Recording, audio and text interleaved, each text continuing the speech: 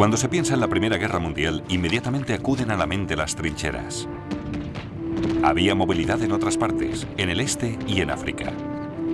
Pero la guerra en el frente occidental estaba atascada en el lodo. El desafío para ambos bandos era encontrar nuevas ideas, nuevas armas, un nuevo espíritu entre los hombres. Solo entonces podrían avanzar y ganar.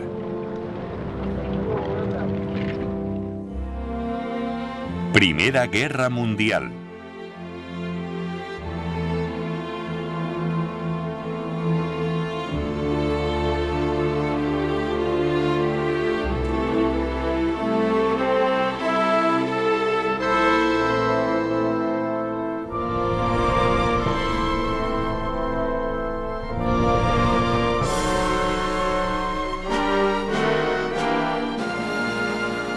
Fin del asedio.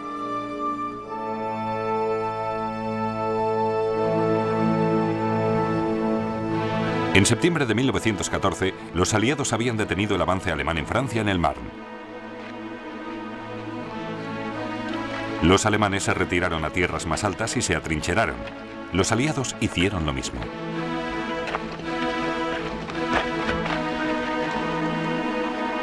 El resultado, 750 kilómetros de trincheras y fortificaciones extendiéndose desde el canal hasta Suiza, consiguiendo así que menos hombres defendieran la posición, liberando tropas para otros frentes. Romper el estancamiento significaba pasar a la ofensiva, pero era más fácil defender las trincheras que atacarlas.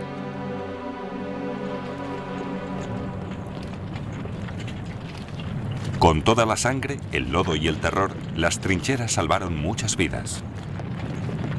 Eran lugares de miedo y malos olores, en los que los muros podían estar entibados con extremidades humanas y cadáveres, pero era el lugar más seguro de un campo de batalla, barrido por el fuego de las ametralladoras y devastado por los proyectiles. El mayor peligro estaba al abandonarlas.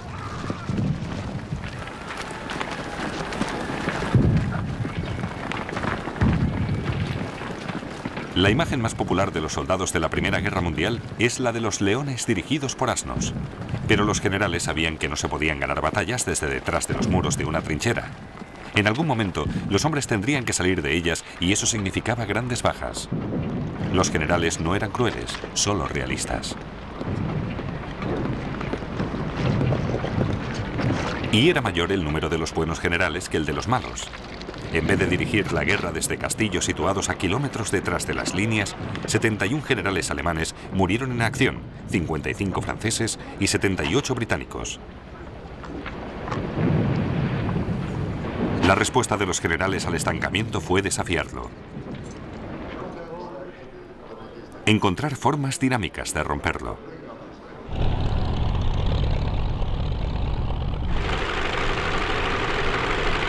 En 1916, ambos bandos buscaban un lugar por el que abrirse paso, en el que pudiera concentrarse un ataque y recibir provisiones. Los alemanes creían que lo habían encontrado en Verdún.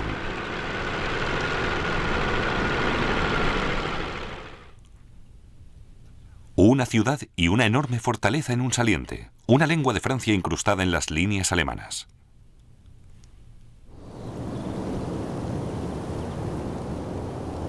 Verdún parecía seguro, con sus enormes muros, su gigantesco círculo de 19 fortalezas, con un anillo exterior de defensas. Pero los franceses habían rebajado la importancia de Verdún, trasladando muchos de sus cañones a lugares en los que eran más necesarios. Para los franceses ya era conocido como un sector cómodo.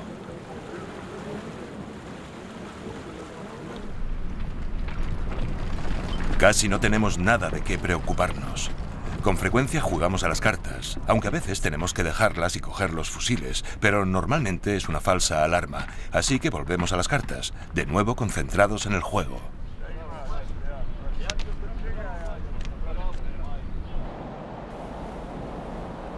Pero el diputado Émile Triand, ahora coronel en el frente, se dio cuenta de lo vulnerable que era Verdún.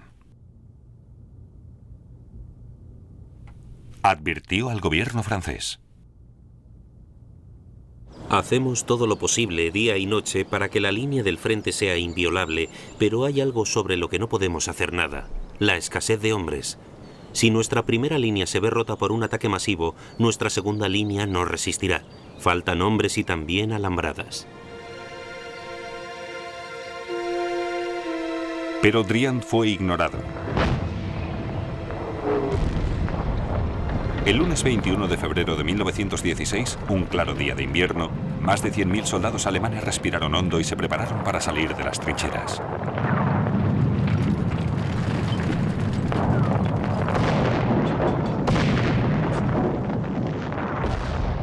El factor sorpresa jugaba a su favor. Por encima de ellos tenían superioridad en el aire.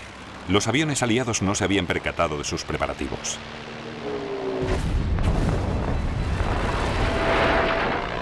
Detrás de ellos, la artillería alemana abrió fuego. Pero delante de ellos, en las líneas francesas, el cabo Marc Stefan no podía creer lo que estaba ocurriendo. Nos barrió una tormenta, un huracán, una tempestad que cada vez era más fuerte, con pedrisco como guijarros, con la fuerza destructiva de un tren express. Y nosotros estábamos debajo. ¿Entiendes? Debajo.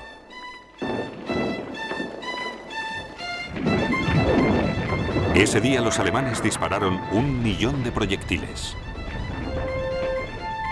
Cuando estalla un proyectil a pocos metros, se produce una terrible sacudida y luego un indescriptible caos de humo, tierra, piedras, ramas y con frecuencia extremidades, carne, una lluvia de sangre.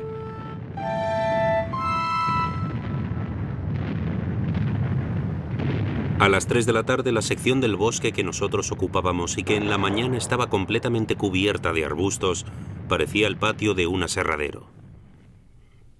Un poco más tarde había perdido a casi todos mis hombres. Los alemanes estaban desarrollando nuevas soluciones a los problemas del ataque. Delegaban el mando a los hombres del extremo de la cuña, entrenándoles a avanzar en pequeños grupos zigzagueando y agachándose. Equipados con terribles armas nuevas, morteros ligeros, granadas y lanzallamas. Llamaban a esas unidades tropas de asalto.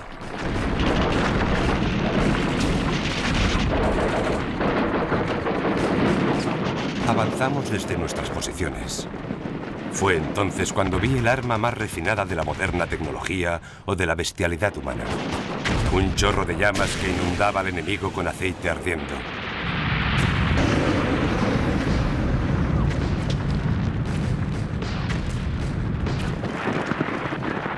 Verdún fue una de las batallas más determinantes del siglo XX. Entre los alemanes atacantes había un joven teniente, Paulus, quien en la Segunda Guerra Mundial y como general mandaría el asedio a Stalingrado.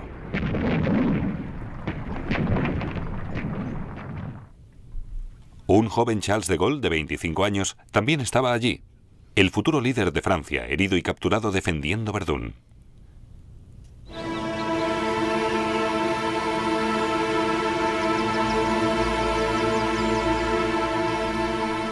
En el segundo día del ataque, en su cuartel general, el coronel Driant recibió la absolución de su capellán y escribió una nota a su esposa. Se acerca la hora. Me siento muy calmado. En nuestro bosque las trincheras francesas serán tomadas en unos minutos. Mi pobre batallón, perdonado hasta ahora. Envió un mensaje al comandante de su división. Resistiremos ante los boches, a pesar de que su bombardeo es infernal.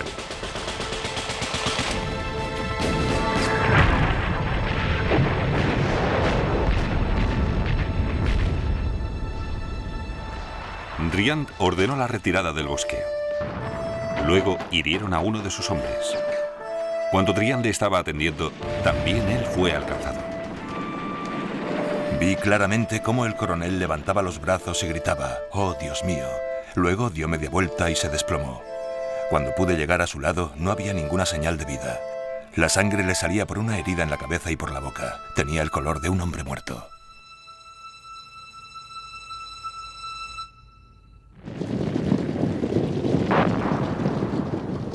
Tres días después, los alemanes capturaron Douaumont, la fortaleza clave de Verdún. Alemania mostraba su júbilo. Tañían las campanas de las iglesias. Se declaró día de fiesta nacional.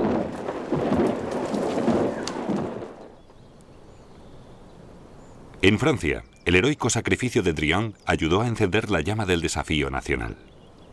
Verdún tenía que defenderse costara lo que costara. Estaba en juego la supervivencia de Francia.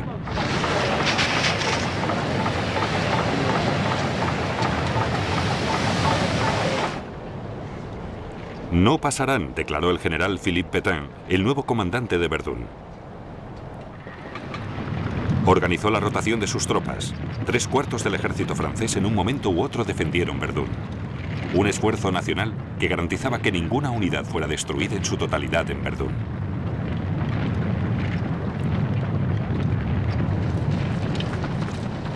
Pétain estaba sinceramente preocupado por la vida de sus hombres. Un cuarto de siglo después, prefirió rendir al país y colaborar con Hitler antes que repetir el baño de sangre de Verdún.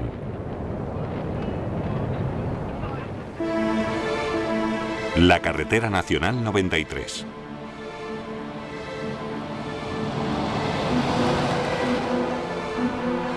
Una carretera normal francesa, pero salvó la vida del país.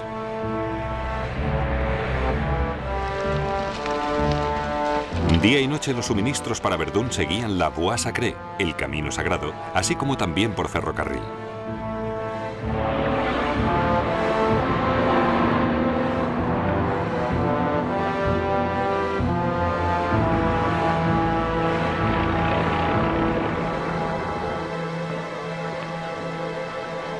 Los acontecimientos en otro frente también ayudaron a los franceses en Verdún.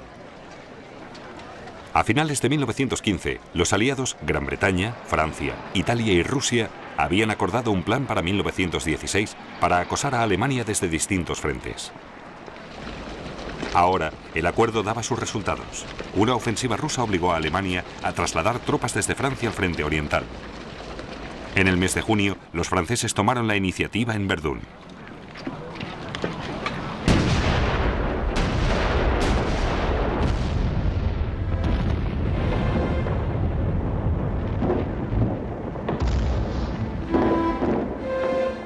Pero las ventajas técnicas alemanas tuvieron una vida efímera. Durante toda la guerra, las nuevas ideas eran rápidamente adoptadas por el otro bando.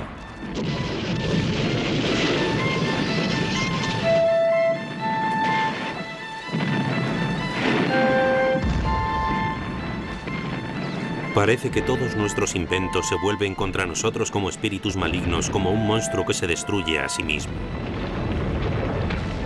Entre estas terribles escenas de destrucción, la idea de poder volver a casa parece indescriptiblemente gloriosa. Por favor, cuídate tú y a nuestra casa, tu alma y tu cuerpo y todo lo que es mío.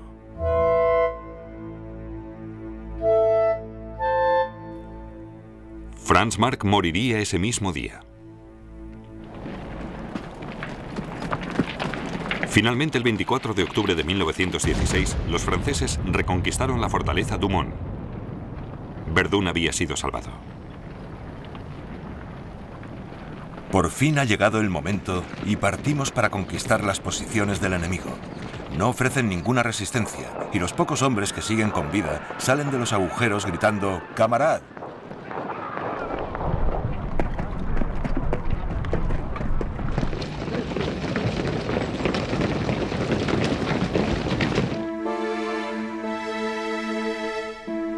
El campo de batalla de Verdún es completamente distinto de cualquier otro que haya visto.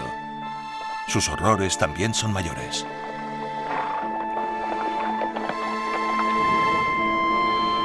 Pero se observa una sensación de intensa satisfacción. Fue en Verdún donde el pueblo francés se encontró de nuevo y emergió de entre las nubes que le habían envuelto desde su derrota ante los alemanes en 1870. En Verdún, Francia aprendió muchas lecciones sobre artillería, nuevas armas, logística y potencial humano. Pero al coste de más de 300.000 bajas. Las bajas alemanas eran casi tan altas, pero Alemania, luchando sola en el oeste y con débiles aliados en otros frentes, no podía permitirse pérdidas de tal calibre. No lanzaría otra ofensiva importante en el frente occidental hasta 1918.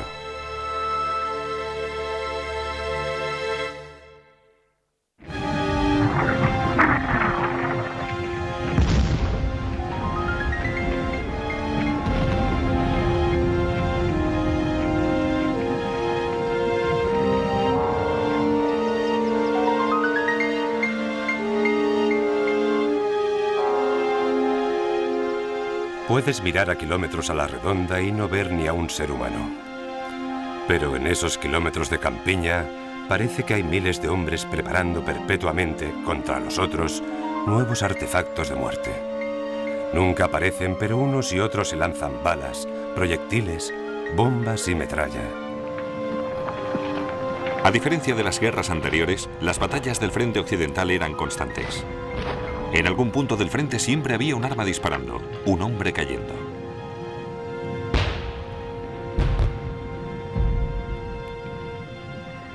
Pero para las tropas de ambos bandos, la vida no siempre era una guerra implacable.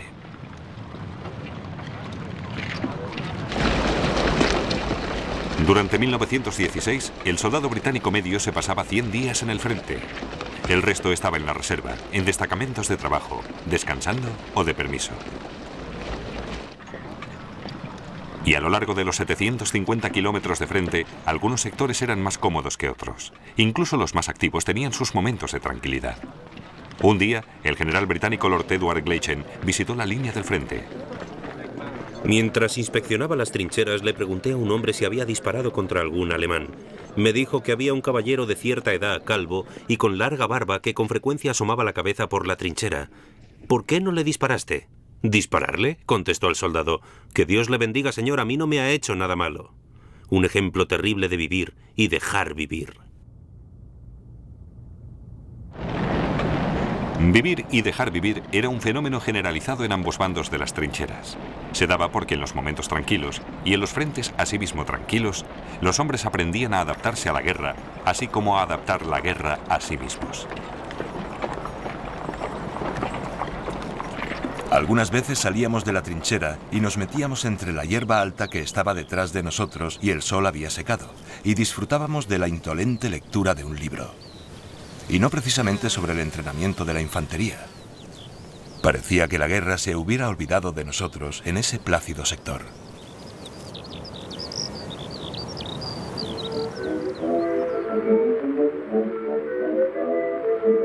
Quand les Gotthas viennent sur Paris, je vais à la cave me mettre à l'abri.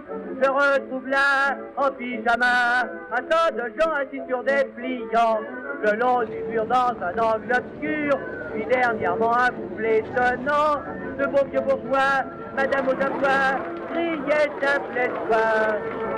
Tiens-moi contre toi, tiens-toi contre moi, tiens-moi bien, bien, bien, dis mon Adrien. C'est vous que j'ai peur, ça pue sur mon cœur, je vais vous ouvrir notre ailleurs. Estoy con oficiales y sargentos que son muy divertidos. Hay abundantes snaps y vino, y todos los días nos emborrachamos tanto que olvidamos que estamos en el frente.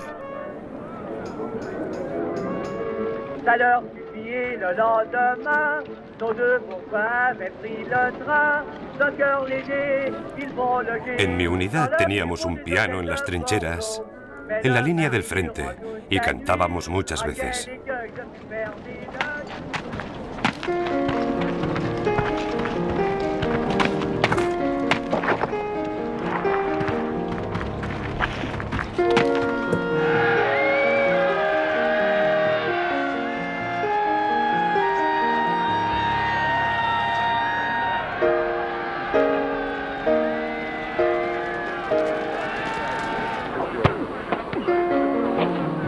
Estoy muy bien. Nunca he vivido tan bien y probablemente nunca vuelva a hacerlo. Acabo de apuntarme al club deportivo. Esta tarde alguien ha conseguido un balón de fútbol. Ahora podemos jugar al fútbol, hacer carreras, salto de longitud. El premio es chocolate, donado por el comandante de nuestra unidad.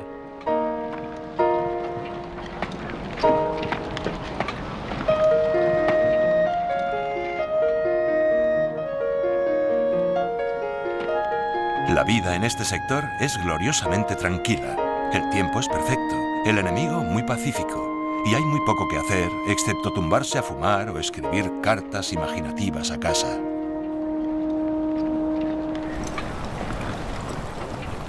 Sería un juego de niños bombardear el camino que hay detrás de las trincheras del enemigo, lleno de carretas de provisiones y depósitos de agua, y convertirlo en un desierto manchado de sangre. Pero en su conjunto reina el silencio. Si nosotros evitáramos que el enemigo recibiera sus raciones, su respuesta sería sencilla. Evitaría que nosotros recibiéramos las nuestras.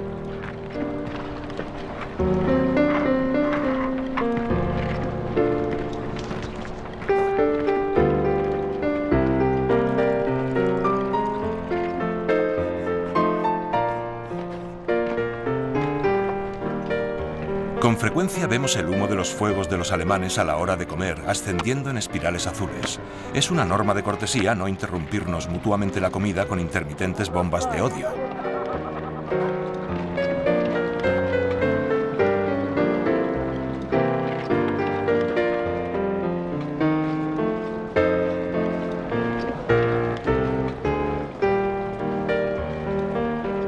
Un día, mientras nuestra infantería estaba cocinando, se oyó un grito de la trinchera enemiga. Preguntaba si él también podría comer con nosotros. Le invitamos, el francés vino, comió y se puso cómodo. A partir de ese día, cuando los franceses veían que en la trinchera alemana estábamos cocinando, él venía a comer con nosotros. A veces, un oficial intentaba que sus hombres entraran en acción. ¿Qué tal si apostamos un francotirador o les lanzamos una granada? Recibimos el siguiente mensaje atado a una piedra procedente de las trincheras alemanas. Vamos a lanzar una bomba de 16 kilos. Nos lo han ordenado, pero no queremos hacerlo. La lanzaremos esta tarde, aunque antes sonará un silbato para que tengáis tiempo de poneros a cubierto. Todo ocurrió como nos lo habían dicho.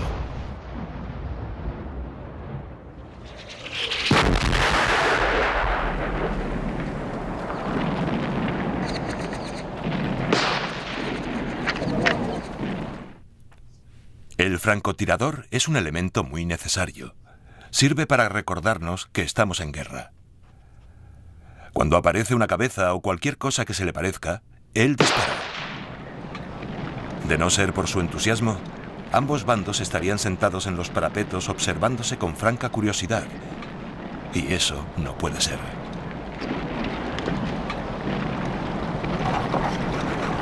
Directiva británica, marzo de 1916. En la guerra de trincheras existe la insidiosa tendencia a caer en una actitud pasiva y letárgica contra la que todos los oficiales deben estar en guardia. Y el fomento del espíritu ofensivo exige una atención continua.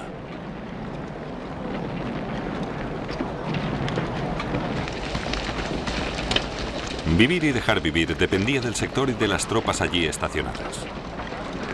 A los alemanes no les gustaba estar frente a los regimientos escoceses. Los británicos no se llevaban bien con los prusianos, pero los demás alemanes estaban bien. El soldado Mike nos proporcionó información muy útil. Son los sajones al otro lado de la carretera, dijo, señalando a las líneas del enemigo que estaban muy silenciosas. Son unos tipos muy tranquilos esos sajones. Ellos no quieren luchar al igual que nosotros, así que hay una especie de entendimiento entre nosotros. No nos disparéis y nosotros no os dispararemos.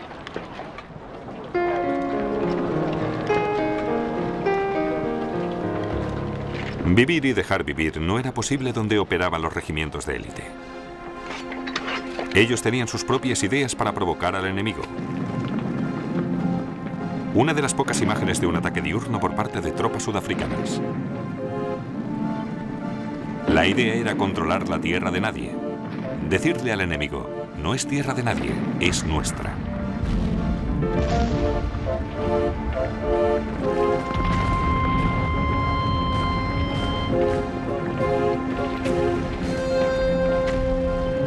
Los ataques rompían la rutina de las trincheras, proporcionaban información de los prisioneros y alentaban la agresividad. Esta, opinaba el alto mando británico, era la cura para el vivir y dejar vivir.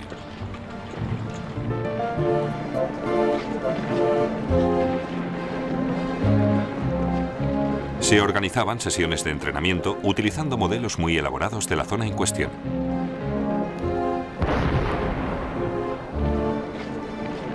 Las incursiones pasaron a ser obligatorias para todos los regimientos y los rezagados eran amonestados. Los altos mandos hicieron acto de presencia, especialmente el general de brigada seguido de un igualmente agresivo capitán de Estado Mayor. ¿Que cómo me llamaba? ¿Que no había cruzado la alambrada de la compañía? ¿Por qué no? Tenía que hacerlo. Se enviaban informes de atrevidas incursiones. Pero alguien en el cuartel general, como el general de brigada Crozier, se olió que había gato encerrado. A medida que iba pasando el tiempo, cada vez era más difícil obtener informes correctos de las patrullas. Tenía la costumbre de pedirles que cortaran un trozo de alambrada alemana y la trajeran de vuelta. Así sabíamos que habían visitado las líneas enemigas. Por lo menos un pelotón de los más remisos tenía la respuesta a ello. Encontraron un rollo de alambre de púas alemán en tierra de nadie. Lo iban cortando y lo enviaban junto a informes falsos. Eso ocurría todas las noches, y el general nunca supo que teníamos un rollo de alambre de púas alemán.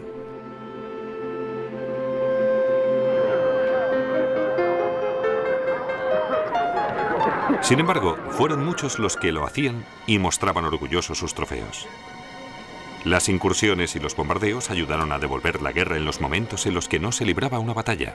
Una noche, en mayo de 1916, Siegfried Sassoon se unió a una patrulla por tierra de nadie. Los soldados se desvanecieron en la oscuridad arrastrándose. Yo iba tras ellos. Empezaron a caer proyectiles. Llegaron noticias. O'Brien dice que hay que abortar. No pueden cruzar la alambrada. Estalló una bomba y luego una concentración de destellos. Los heridos retrocedían, entre ellos un cabo de pelo gris que casi había perdido un pie. Gracias a Dios. Llevaba 18 meses esperando algo así.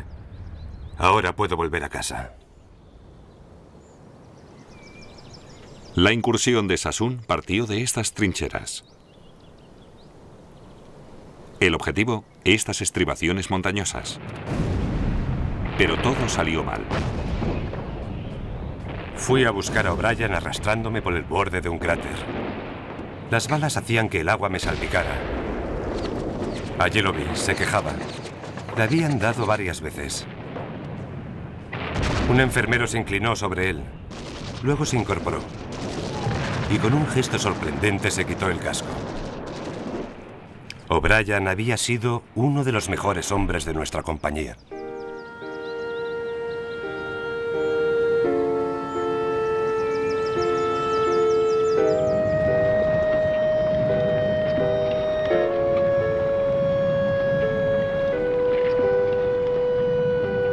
El fuego de la artillería era el peor asesino de la guerra.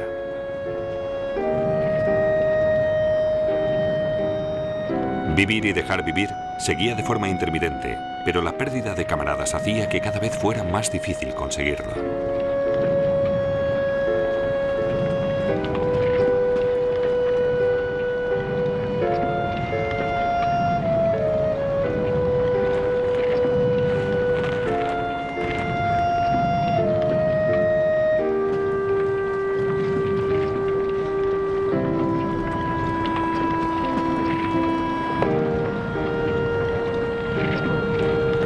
Hablando en nombre de mis compañeros y del mío propio, puedo afirmar categóricamente que no estamos de humor para ninguna frivolidad con los alemanes. Los odiamos a muerte. Estábamos determinados a destruirlos en cualquier oportunidad. Nuestra mayor esperanza era tener un objetivo enemigo digno de nuestras ametralladoras Vickers.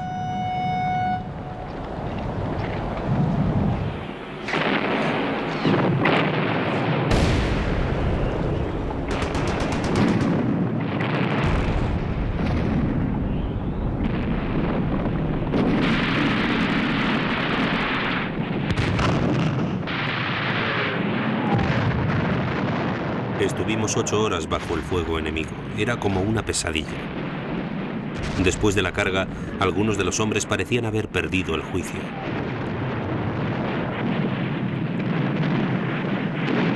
Cuando entramos en las trincheras alemanas, muchos soldados salieron pidiendo que tuviéramos compasión. No es necesario decir que los matamos allí mismo. Los escoceses reales tomaron unos 300 prisioneros e inmediatamente los fusilaron a todos. Hubo muchos casos en ambos bandos en que fueron fusilados después de haberse rendido. Tales atrocidades alimentaban aún más el odio. Pero muchos prisioneros eran capturados. Proporcionaban excelentes oportunidades para la propaganda. Los noticiarios británicos con prisioneros de guerra alemanes se utilizaban para convencer al público de que Gran Bretaña iba ganando la guerra. Al finalizar la guerra, había un total de casi 9 millones de prisioneros, y el cautiverio no era el único infortunio. Ya han pasado 2 años desde que estuviste aquí por última vez, y la madre naturaleza tiene que satisfacer sus necesidades. Ya que tú no puedes venir a verme, me veo obligada a buscar en otra parte. No creas que bromeo, lo digo en serio. No me importa lo que pienses de mí, pero no puedes esperar que desperdicie así mi juventud. Además, no soy de piedra, y lo que una persona necesita es lo que debe conseguir. Por favor, no te enfades conmigo. Tu querida Thelma. Tus dulces hijos te envían su amor. Otra esposa alemana tuvo el cuidado de tranquilizar a su marido ausente. Tenemos a una auténtica zorra en nuestra casa que siempre sale con alguien. Esa guarra no es buena para un hombre tan decente. El pobre hombre está luchando en el frente mientras ella se va al cine y al bar con otros hombres. Querido marido, por favor no pienses nada malo, porque también hay mujeres buenas que le son fieles a sus maridos. Las cartas de casa eran el sustento de los soldados.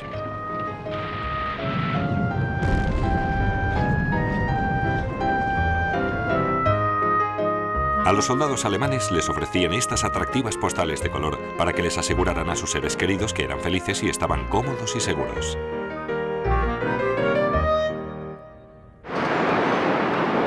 Pero casi nunca las noticias del frente eran tan tranquilizadoras. Una mujer alemana que trabajaba en una fábrica, al enterarse de que su marido había muerto, le escribió a su jefe diciéndole que dejaba el trabajo. Mi querido marido trabajó aquí durante años y yo hacía su mismo trabajo, con sus herramientas, y estaba orgullosa de que mientras él estaba luchando en el frente, yo pudiera representarle aquí. No siempre era agradable estar en la fábrica, pero las cartas de mi marido me daban ánimos. Por ello, hasta su muerte, el trabajo fue sacrosanto para mí. Por eso no puedo seguir haciéndolo.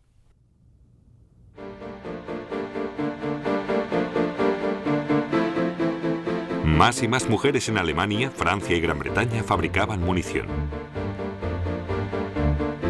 Muchos hombres menospreciaban la capacidad de las mujeres para hacer su trabajo y temían que si lo hacían bien, éstas no lo dejaran después de la guerra. Jeannie Riley le escribió a su marido en el frente para hablarle de su nuevo trabajo. Nos han dicho que el trabajo que nosotras hacemos en 3 semanas, los hombres hubieran tardado 3 años. Y Jamie, los hombres se enfadan con nosotras. Una mujer con la que trabajo perdió un dedo en la máquina con la que trabaja, pero es muy dura. Cuando volvió de la enfermería de Westminster, siguió trabajando como si no hubiera pasado nada. Tengo que levantarme a las 4:30 todas las mañanas. Así que cuando vuelvas, haré que te levantes a la misma hora, si Dios te ayuda. Jamie, el marido de Jeannie, volvió sano y salvo a casa. La batalla más importante para la que Jeannie Riley y sus colegas estaban trabajando en 1916 sería la de Somme. Ahora es sinónimo de sufrimientos y matanzas al por mayor, pero su arquitecto, el general Sir Henry Rawlinson, la concibió como una ofensiva con unos objetivos limitados que tenía que depender más de las armas que de los hombres.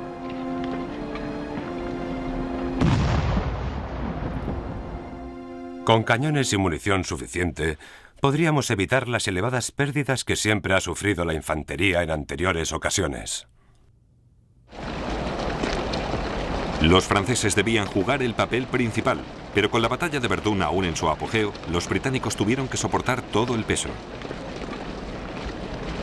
Y había fuertes presiones políticas para que se consiguiera una victoria. El general Sir Douglas Haig era el comandante en jefe de las fuerzas británicas. Convirtió el plan de Rawlinson en una gran ofensiva. Cuando los cañones británicos abrieron fuego en el Somme, el 24 de junio de 1916, las ventanas temblaron en Londres a 250 kilómetros.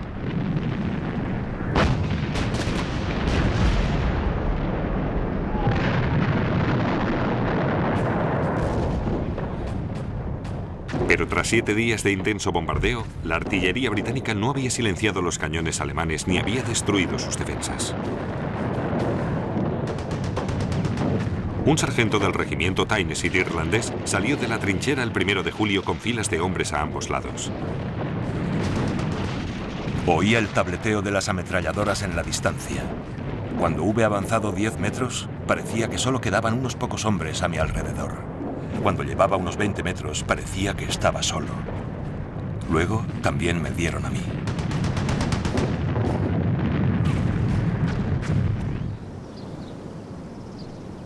Los granjeros de los alrededores del Somme siguen encontrando bombas que debe desactivar el ejército francés. En esta guerra, lo que ocurría en las fábricas afectaba directamente el resultado en el campo de batalla. El 30% de los proyectiles disparados en el Somme no estallaron. Un fracaso absoluto del control de calidad. Pero el factor clave era que no había las suficientes piezas de artillería y que la artillería británica no era muy buena.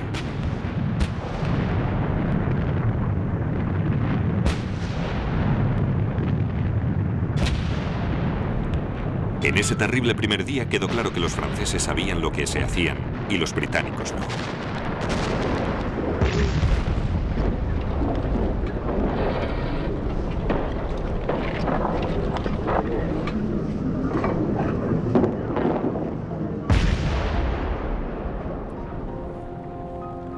La artillería francesa, cuando ataca, no destroza el terreno antes de avanzar por él.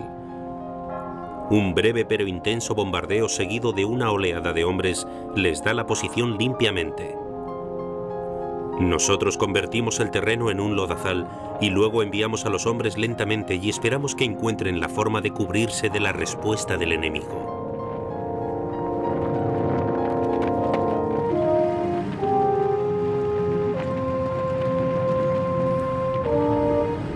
El 1 de julio, los franceses consiguieron todos sus objetivos al coste de unos pocos miles de hombres.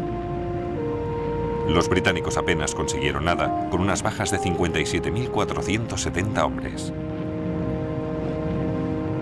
Fueron las pérdidas más importantes sufridas en un solo día por el ejército británico en toda su historia.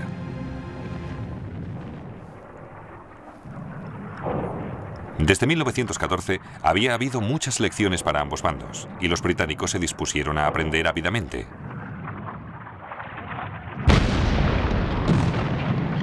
Cómo disparar los proyectiles por encima de los hombres que avanzaban.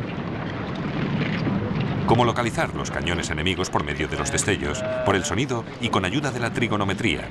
Y cómo destruirlos.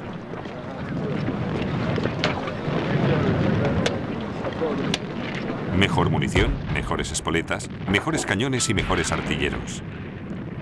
Mientras los alemanes confiaban más en una infantería capacitada, con frecuencia actuando por iniciativa propia, los británicos se concentraron en la guerra técnica.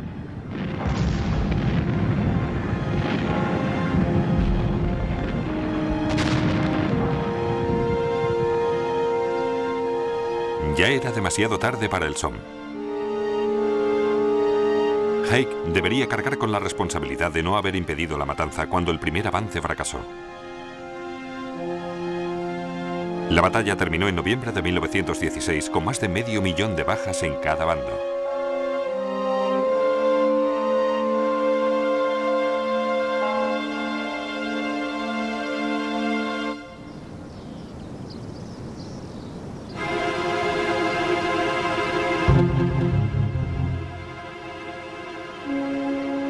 Cambrai, en el norte de Francia, el 20 de noviembre de 1917.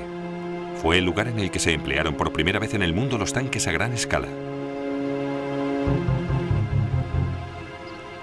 Aquí, el ejército británico pondría en práctica lo que había aprendido.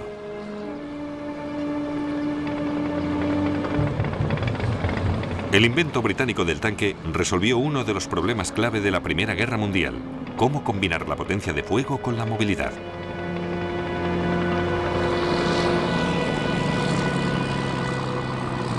Los tanques necesitaban de un terreno seco y duro. Lo tenían en Cambrai. El ataque lo dirigió un general desde el mismo frente. Apareció una figura ágil, con la pipa encendida y con el bastón bajo el brazo. Resultó ser el general Els.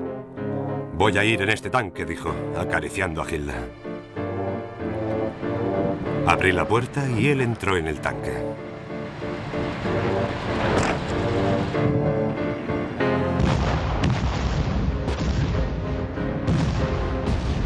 La artillería ya sabía que no debía machacar el terreno. Un breve bombardeo y luego 300 tanques avanzando bajo las primeras luces. Justo antes de las 6:30 de la mañana se empezó con una barrera de artillería y nos pusimos en marcha. Pronto encontramos el primer bache. Subimos un terraplén, aplastamos un seto y caíamos pesadamente. Dábamos tumbos como si fuéramos cacahuetes y teníamos que agarrarnos a lo que podíamos.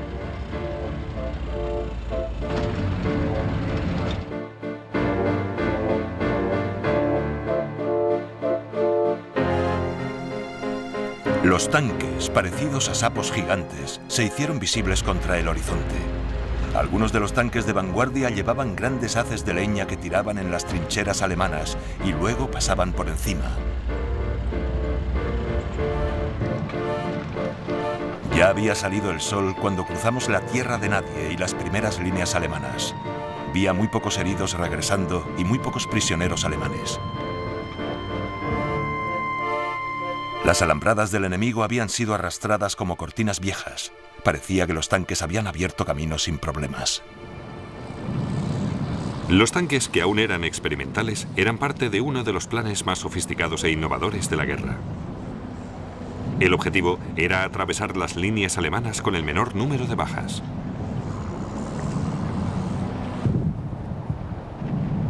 La artillería utilizaba sus nuevos conocimientos y tecnología para localizar y bombardear las baterías enemigas antes de la batalla.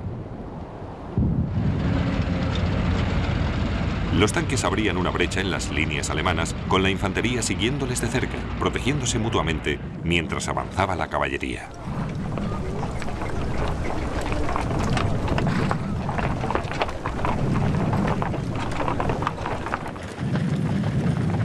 El secreto era crucial. Se levantaban pantallas para ocultar los movimientos. Las huellas de los tanques se cubrían con barro.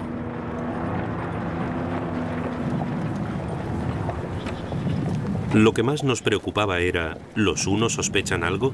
Era muy emocionante.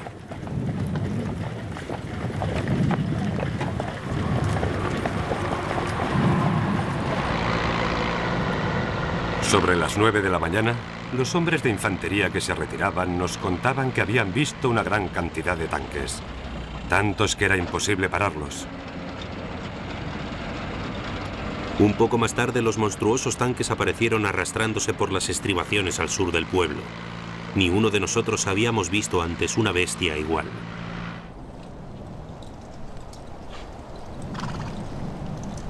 Luego, una dramática indicación de que se habían hecho auténticos progresos.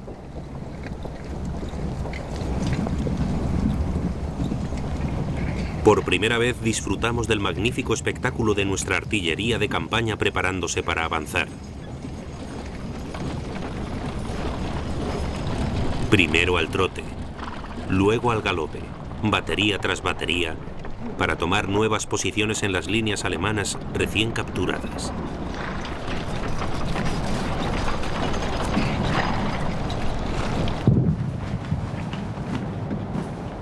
Los alemanes fueron pillados desprevenidos. Luego tuvieron que retirarse más de 7 kilómetros. Un gran avance aliado, mayor que el que nadie hubiera conseguido en el Somme o en Flandes. Fue un día muy largo y duro, pero la visión de todo el terreno que habíamos conseguido con tan poca sangre derramada nos dio ánimos. Las tropas parecían muy complacidas con nuestros tanques, tan complacidas que nos tomamos unos tragos con ellos. Es asombroso la cantidad de whisky que los soldados británicos llevan a la batalla. El 21 de noviembre, las campanas sonaron en Gran Bretaña al igual que habían sonado en Alemania por Verdún. E igualmente, las celebraciones fueron algo precipitadas. Los británicos no habían alcanzado todos sus objetivos. Algunos pueblos cerca de Cambrai seguían en manos de los alemanes, incluyendo Flesquières. Los escoceses de este sector habían recibido la orden de mantenerse alejados de los nuevos tanques, por lo que no podían ayudarles inutilizando nidos de ametralladoras y baterías. Y muy cerca de Flesquières se encontraba una de las pocas baterías alemanas entrenada en la lucha contra los tanques. Del pueblo emergió un tanque. Distancia, 275 metros. Fuego.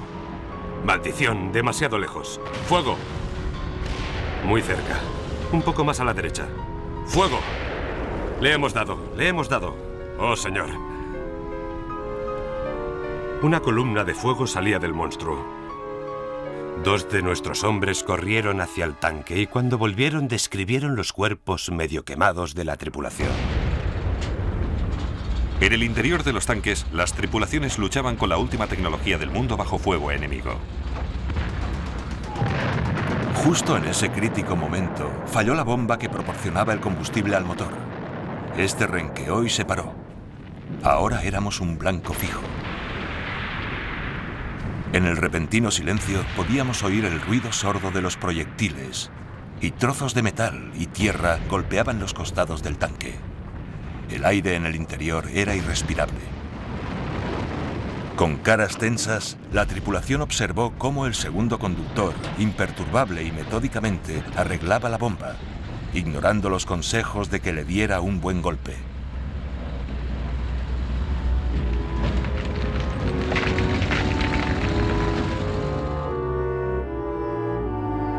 En Flesquier, los alemanes inutilizaron 32 tanques.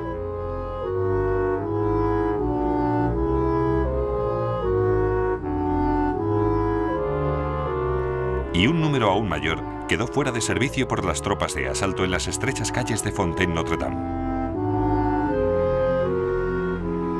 En Fontaine hubo una terrible matanza y yo, que me había pasado 3 semanas antes de la batalla pensando en todas las posibles acciones, no se me ocurrió pensar en luchar en las calles de un pueblo. Podía haberme dado de bofetadas por mi falta de previsión, pero nunca se me ocurrió pensar que nuestros comandantes de infantería enviarían a los tanques a un lugar así. Los alemanes también tuvieron la brillante idea de montar cañones antiaéreos en camiones y atacar a los tanques con proyectiles perforantes. 9 tanques se acercaban a nosotros. El capitán nos ordenó: tranquilos, chicos, esperad. Cuando el enemigo estaba a menos de 100 metros, recibimos la orden: ¡rápido, fuego! El primer tanque se levantó por delante. Los que le siguieron se detuvieron. Un cañonazo directo tras otro.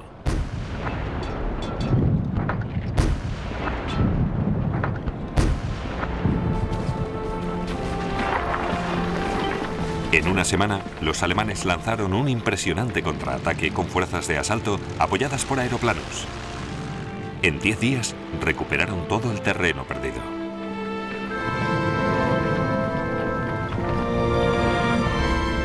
Pero Cambrai era crucial para los británicos. Habían adquirido una valiosa experiencia con los tanques y habían resuelto sus problemas de artillería. Y se aprendieron vitales lecciones sobre el trabajo en equipo en el campo de batalla. Ahora, el mayor desafío para ambos bandos era cómo consolidar las nuevas posiciones. El que lo consiguiera, ganaría la guerra.